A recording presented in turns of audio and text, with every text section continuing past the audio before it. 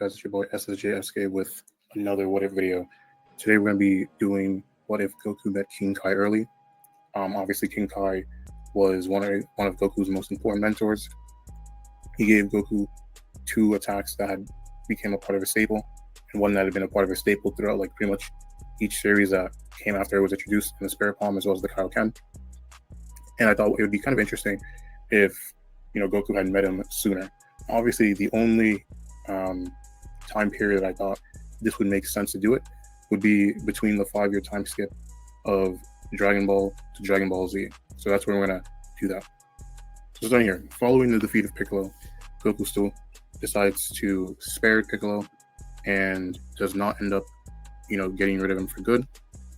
And in this scenario, Kami, seeing that, wants Goku to be ultra prepared because he doesn't know what Piccolo is capable of.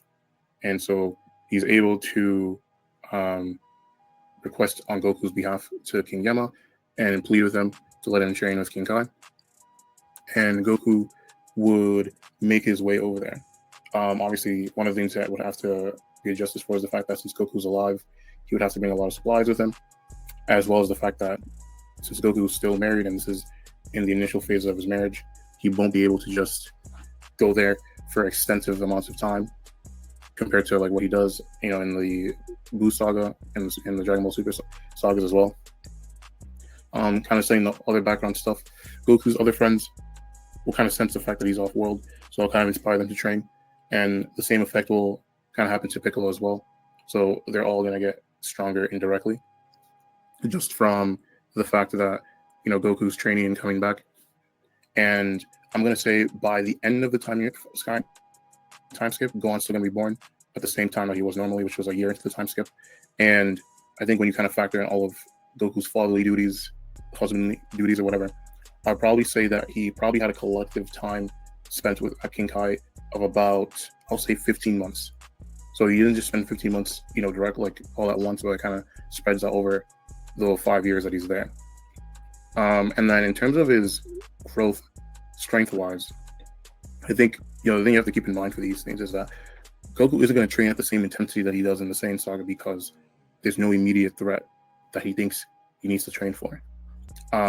So when you factor that into his growth, right, he grew at a rate of like 20 times in the span of like, I want to say like 5 months of intense training. So if we give him 15 months of not as intense training, I feel like the best power level I could think to put him at would be around, when you factor in that he would be starting with a weaker base, right? He can't train as extensively because, one, his body's not dead, and two, he has to still go back. I feel like a power level of like 4,000 is probably the fairest number to give him, given all of the limitations that he has. So that's going to be the power level that he has going into the start of the Saiyan saga. Goku's still going to have the reunion with his friends at the end of the time skip and bring Gohan along with him.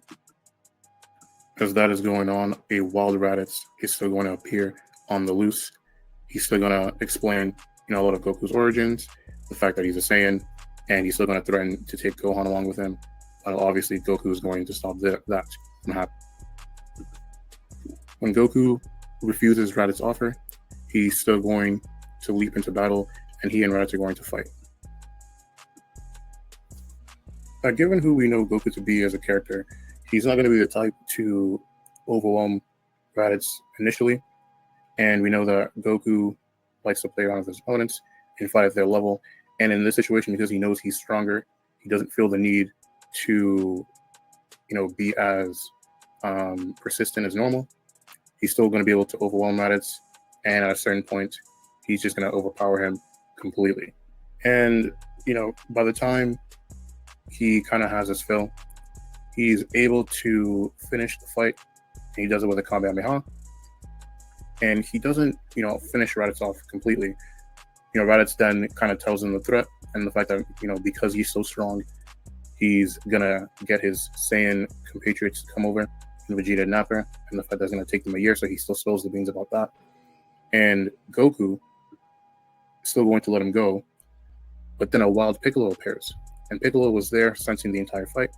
And when he sees that Goku's about to let Raditz go, he decides to finish him off himself. Now, after that, the group kind of has to decide what they're going to do with the information that they now have, knowing that 2 more Saiyans are coming in a year.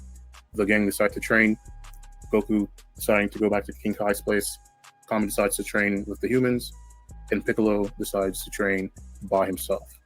Now, how are these new developments going to affect the rest of the Saiyan saga? Stay tuned and find